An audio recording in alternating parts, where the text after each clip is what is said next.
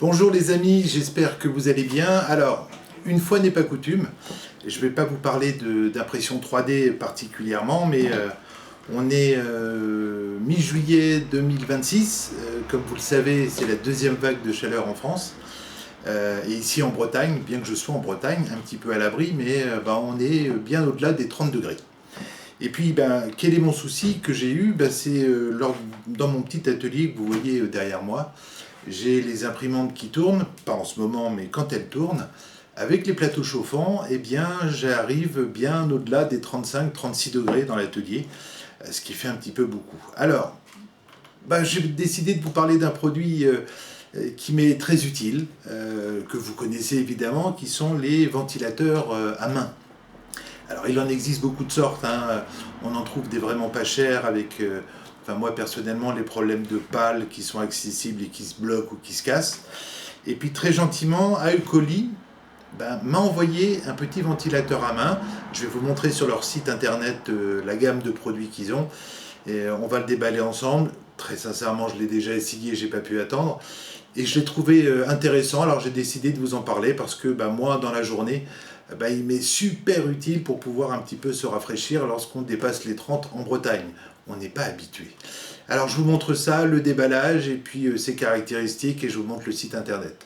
Voilà, portez-vous bien, imprimez bien et puis prenez soin de vous et buvez de l'eau. Alors voilà le ventilateur que j'ai reçu. On va le déballer ensemble. Super bien emballé, il arrive dans une boîte. Il est arrivé en 4-5 jours, donc très rapidement. Super bien présenté.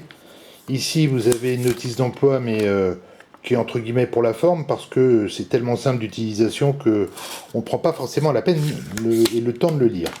Voilà l'appareil. Vous le voyez, compact, avec un écran ici en centre. Vous voyez, si je le mets en route, vous voyez, vous avez la puissance qui s'affiche et le pourcentage de batterie qui s'affiche. Voilà, je vais l'éteindre puisqu'il est puissant. Et ici, vous avez le remplissage de l'eau, là aussi je vous montrerai. Et puis vous avez des petits accessoires qui sont livrés avec. Vous avez un câble de charge USB-C, toujours utile d'en avoir un de plus. Et puis dans l'autre, hop, je le déballe. Et ça, je ne l'avais pas encore déballé. Voilà, vous avez un petit pinceau, voilà, qui permet de pouvoir ou de nettoyer les pales, surtout les pales lorsqu'elles se chargent de poussière. En ce qui concerne sa taille, alors la taille, vous voyez, c'est aussi grand qu'un iPhone. L'avantage qu'il a, c'est en fonction, on a la fonction ventilation, et je vais vous le mettre en route, et on a une fonction brumisateur, parce qu'il pulvérise des fines, vraiment une brune extrêmement légère, tellement légère que même sur des lunettes, c'est pas suffisant entre guillemets pour venir charger vos lunettes en eau. Son fonctionnement, on a la mise en route, et vous voyez que sur la mise en route, j'espère que vous le voyez bien comme ça, on a la puissance qui s'affiche. Là, je suis au premier niveau de puissance. Et puis, on a, voilà, quand on le met en route, ici, on a le pourcentage de batterie qui est restant, et ensuite la puissance d'utilisation.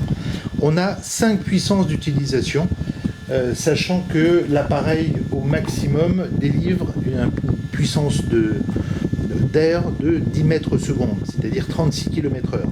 C'est quand même pas mal. Alors vous voyez, la caméra est en face de l'appareil, on est en puissance 1, là vous l'entendez en direct, il est silencieux.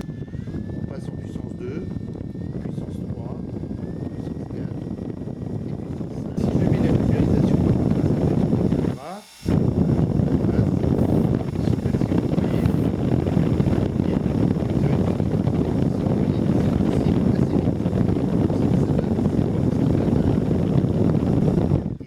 on l'éteint. Voilà, pour ce qui est du réservoir, alors je l'ai déjà chargé, mais je vous le montre. Hop, on tourne, ici il y a un verrouillage, et à l'intérieur, vous avez, je vous montre, voilà, vous avez le petit bac d'eau, qui est, compte tenu de la bruine extrêmement légère, qui est vraiment suffisant pour durer un sacré moment. Vous voyez, je reverrouille, je le ferme, et puis voilà, j'essuie ce que j'ai fait déborder, mais c'est parfaitement étanche. Il y a un joint torique. Alors, je vais vous montrer le site.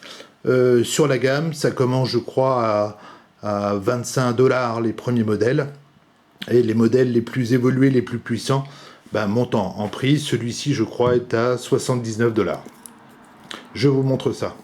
On se retrouve sur le site iCooley et là, vous voyez la page de garde et je vais vous montrer rapidement quelle est la gamme de produits qu'ils ont et que je trouve plutôt pas mal. En premier, on a les ventilateurs portatifs et là vous voyez que vous avez différentes série. Celui que moi je vous ai montré en ma possession étant le Cold Air Ultra. Voilà, alors quand on clique sur la gamme de ventilateurs portatifs, on a en dessous toute l'explication. Vous voyez différents types de matériel que je trouve voilà, plutôt complet. Je trouve ça assez sympa. On a un autre truc qui n'est pas idiot non plus, ce sont les ventilateurs de table. Là, ce sont les ventilateurs destinés à être posés sur un bureau à côté de vous et pour certains, vous pouvez diriger directement sur vous. On a un truc par contre que je trouve vraiment super intéressant, que je ne connaissais pas, c'est le kit de camping. Alors en fait, vous avez une base qui est le manche, et puis vous avez des accessoires qui viennent se rajouter dessus. Voilà, vous voyez, un souffleur, une pompe à eau, enfin je trouve ça plutôt assez complet. Et puis même cette base peut servir à venir recharger votre portable. Voilà, j'ai trouvé ça plutôt intéressant. Voilà, on revient sur le haut. Je vous ai montré le site aecouli.com et c'est là que vous pouvez directement voir les produits et éventuellement consulter. Petite chose que je souhaitais également vous dire et qu'on peut regretter sur ce modèle-là, parce que d'autres modèles l'ont, sur ce modèle-là, la tête n'est pas inclinable. Vous voyez, elle n'est pas mobile. Alors qu'ils ont certains modèles avec la tête mobile, je dois reconnaître que c'est sympa parce que ça permettrait de le porter autour du cou et de pouvoir s'aérer. Mais là, il n'y a pas. Et puis lorsqu'il est posé, voilà, la tête est droite. Alors je pense que je vais m'imprimer un support 3D mobile pour pouvoir éventuellement l'incliner et le garder en constant sur le visage.